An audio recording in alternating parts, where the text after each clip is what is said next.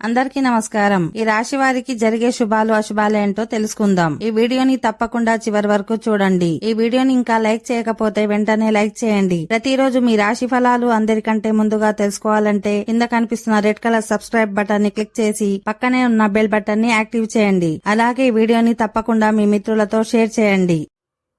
ఈ రాశి వారికి ఈ రోజు సోదరులతో బంధాలకు సంబంధించిన విషయాల్లో కొంత బలహీనత ఉంటుంది.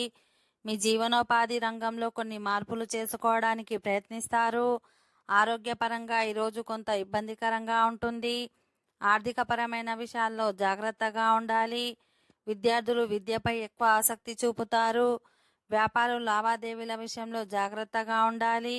ఈరోజు ఆర్థికపరమైన విషయాల్లో కొన్ని అడ్డంకులు ఎదుర్కోవాల్సి వస్తుంది.